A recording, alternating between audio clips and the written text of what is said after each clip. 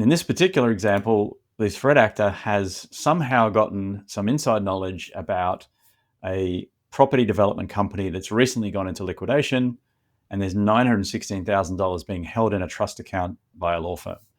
Now, what the threat actor has done in this situation is spun up .com.au domains that look exactly like the domains involved in this particular property development liquidation. Each domain just has an extra letter in it, an S, for example, in the domain. So our threat actor spun up the property development company and is using John here. Threat actor has also spun up the finance company domain. So again, using the extra S in the name, it's a .com.au domain. And we'll be hearing from Kevin from that particular company. Threat actor has also later on in the conversation actually spun up an accounting firm to act as the controller for the liquidation. So all three of these companies are threat actor controlled. And the target here is the law firm that's holding this money in a trust account. So David at this law firm is the target. Now it starts out with the threat actor controlled finance company, i.e. Kevin, asking to get the money released, $916,000. Threat actor then also sends another email from the property development company, obviously threat actor controlled domain, again targeting David. So they're piling onto David asking, can we get the money released? David replies saying, yes, I'll discuss with the internal team. We need to understand where the instructions need to come from. Do they come from the liquidators of the company? And we'll get back to you. In the meantime, Kevin, can you please confirm bank details? So that's exactly what a threat actor wants to hear is, yes, I'm more than happy to provide you with my specific, fraudulent bank details. Now we see David confirming, again, trying to find or confirm the bank details. It appears that the firewall wasn't allowing the email out due to some suspicious content. No surprises there, but David did find a way around. Also wants to confirm the bank details and has now named the accounting firm that's handling or acting as a controller for the liquidated property developer. So this is perfect information for the threat actor acting as Kevin. The threat actor can now spin up that accounting firm domain. So it's another .com.au domain. Kevin replies, attached information is correct.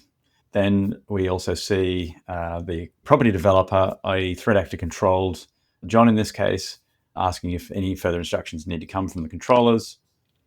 David, our real David, then replies saying, yes, we will need to be formally instructed by those controllers. So here we see the threat actor now replying, saying, copying the accounting firm, saying, hope you had a great weekend. The controllers are copied. Now, this is where it gets interesting. The threat actor actually doesn't really know what those instructions need to look like. Who better to ask than the lawyer?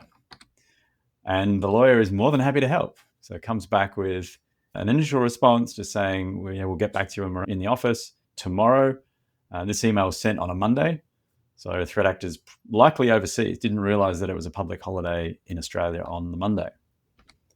So now we see the threat actor controlled accounting firm replying with the payment instructions as per what the law firm gave them.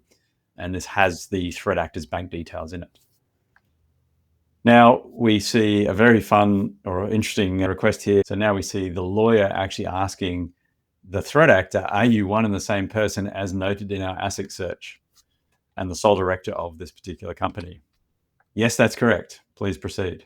The wheels almost fell off this campaign for the threat actor because the real Kevin working for the finance company made a phone call into the law firm. But fortunately for the threat actor, only got hold of an associate of David.